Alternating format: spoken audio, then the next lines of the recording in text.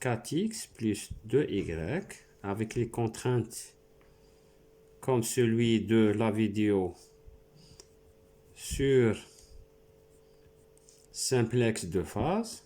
Donc ici, je vais proposer une nouvelle technique. Et cette technique, elle va nous simplifier un petit peu l'étape, la première étape où on cherche une solution réalisable, surtout à cause de cette contrainte-là. Donc, on obtient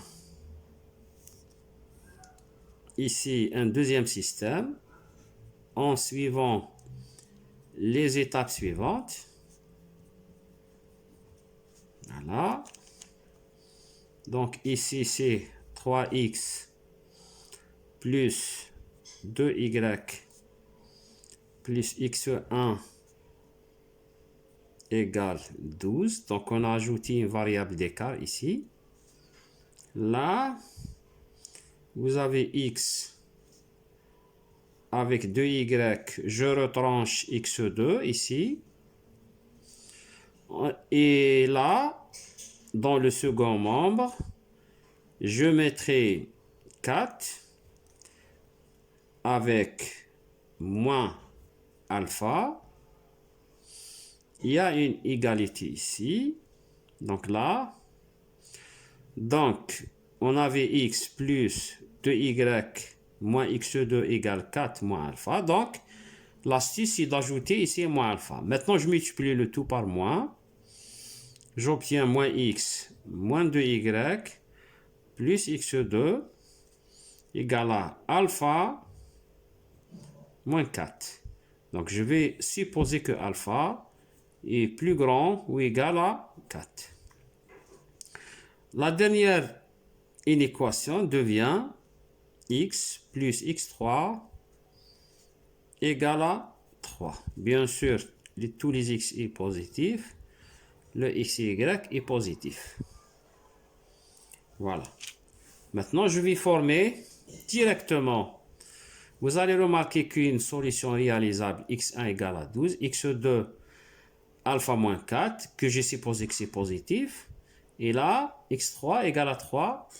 Donc, la solution de départ de la base suivante, x1, x2, x3, c'est égal 12, alpha moins 4 et 3. Là, j'ai supposé bien sûr que ça c'est positif.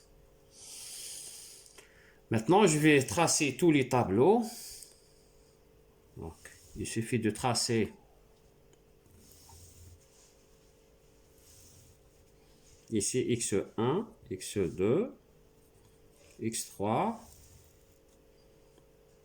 ensuite le x, le y et b. Là, vous avez x1, là c'est x2, là c'est x3.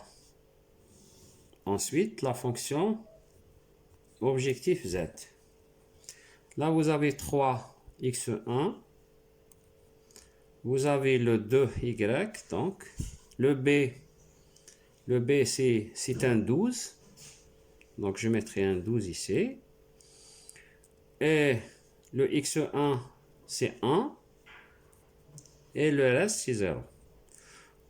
De même pour le deuxième, moins 1 pour x1, donc on a moins x, pardon, donc c'est moins 1 ici, moins x. Vous avez 0 pour le x1, pour le x2, ici c'est 1. Pour le x3, c'est 0, il n'y a pas de x3. Pour le y, c'est moins 2. Le second membre, c'est alpha moins 4.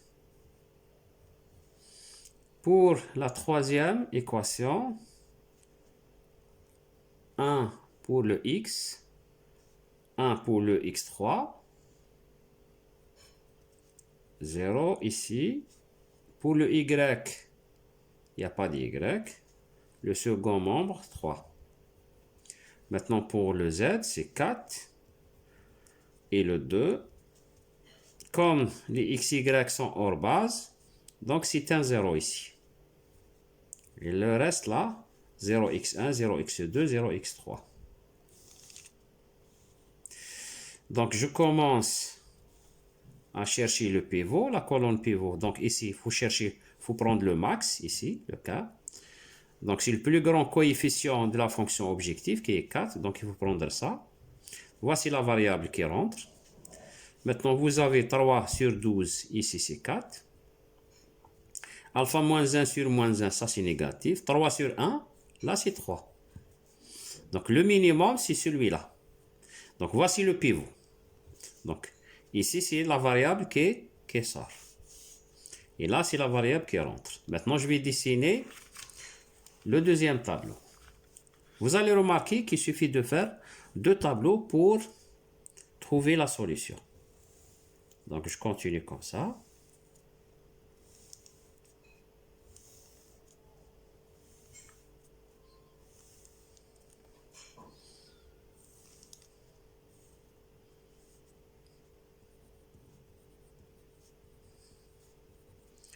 Je fais de même que tout à l'heure.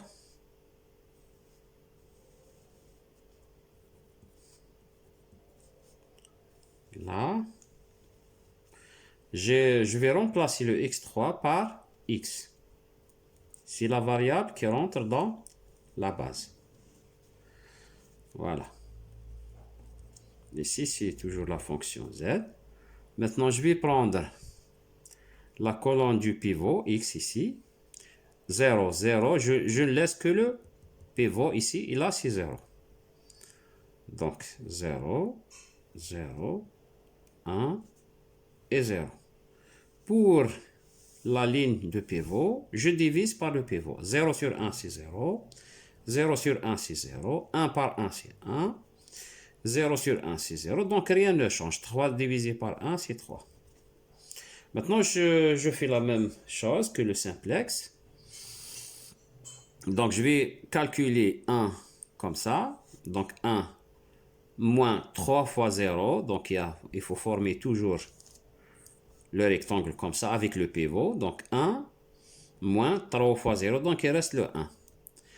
Pour le deuxième, c'est la même chose. 0 moins 3 fois 0. Donc, c'est un 0.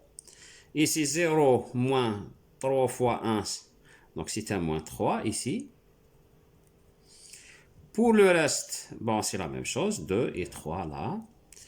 Donc, ici, de même, 0, 1, 1. Là, c'est moins 2. Là, il y a quelque chose qui change ici. Alpha moins 4, moins alpha moins 4, moins 1 fois 3. Donc, c'est un plus 3. Donc, on aura alpha moins 4 plus 3. Donc, c'est alpha moins 1. Donc, voilà.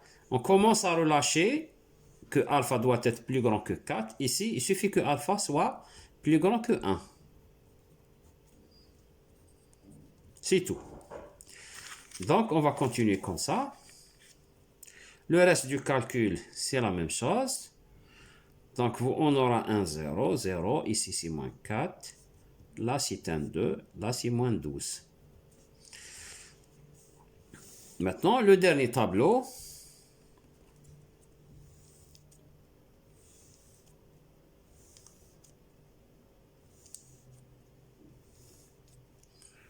Donc, vous allez remarquer qu'on a ici un terme qui est encore positif. Donc, cette variable, c'est notre nouveau pivot. Notre variable, donc on va chercher le pivot ici. La variable qui va rentrer dans la base, c'est y.